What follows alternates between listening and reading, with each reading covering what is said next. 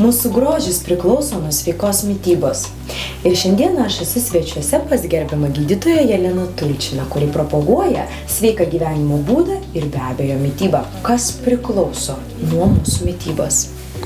Šiaip viskas priklauso nuo mūsų mitybos, kada pasakė Hipokratas daug tūkstančių metų atgal. Nes mes esam tai, ką mes valgom. Pagrindas yra maiste, nes tik 10% tavo sveikata, žmogaus sveikata priklauso nuo genetikos, streso, ekologijos, o 90% susirgymų arba priežasčių ligų yra maiste. Nes per tūkstančius metų, milijonus metų, kur žmogus gyvena šitoje žemėje, jo mitybos kodas baisiai pasikeitė. Nes atsiradus daug milijonų metų atgal šitoje žemėje, žmogus galėjo valgyti tik augalinį maistą. Ir jo virškinamas traktas yra ilgas kaip žolėdžių. Ir 93 000 gyvūnų pasaulyje nepakeitė savo kodo ir valgo tik tai, kas jiems tinka. Mūsų centre egzistuoja labai rimtas instrumentas, kurio dėka mes galim pažiūrėti, koks maistas tinka imunitetui, koks ne.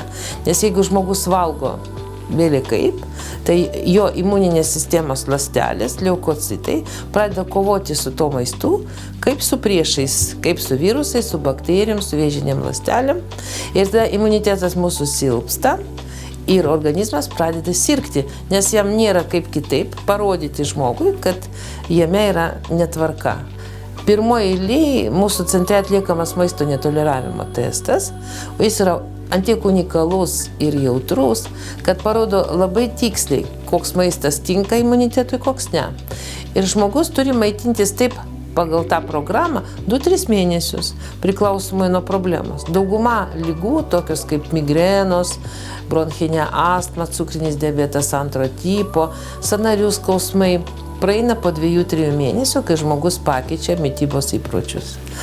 Bet stebuklas yra ir tame, kad netgi tokios nepagydomos lygos kaip žvynelinė, atopinis dermatitas, tokios lygos tampa kontroliuojamos, kada žmogus pradeda valgyti maistą, kuris tinka jų imunitetui, ką mes ir ištiriam, darant maisto netoleravimo testą. Tarkim, sakykit, daktarė, labai dažnas žmogus kenčia nuo energijos trūkumo, vartoja kavą, vartoja juodą arbatą, kažkokius energetinius gėrimus. Iš tiesų, pas mus gyvenimas yra labai ritmingas, labai greitas, mes norime daug, mes dirbame daug ir mums visuomet trūksta energijos.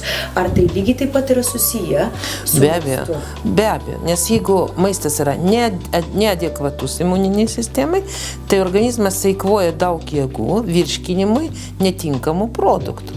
Lėtinio nuovargio sindromas, tai yra institutai statomi tam, kad dabar rašomi traktatai, kaip tą lėtinio nuovargio sindromą gydyti. Labai paprasta. Valgyk tai, kas tau tinka, kas tinka imunitetui ir tu turėsi daug jėgų. Ko, daktarė, norėtumėt palinkėti mūsų moterim, panelėm ir skaitytojom? Iš tikrųjų, Oksana, jūs labai gražiai ir labai daug pacienčių, kurios ateina pas mane, turi tokį stebuklingą grožį kaip jūs, bet aš palinkėčiau visoms susidomėti dar ir to, kad tas grožis kuo ilgiau tarnautų joms, nes jis gali labai greitai susigadinti, jeigu viduje atsiras nešvarumo, purvo, jeigu vienu momentu ta graži moteris susirgs. Tas išorinis grožis ir švara priklauso nuo vidinės švaros. Ačiū jums labai, daktarė, Malonu. buvo tikrai labai malonu.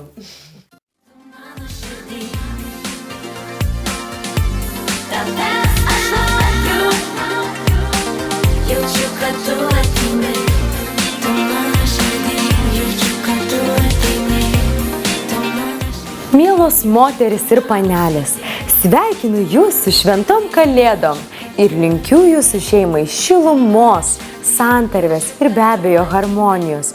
Būkite laimingos, juk kiti metai mūsų metai.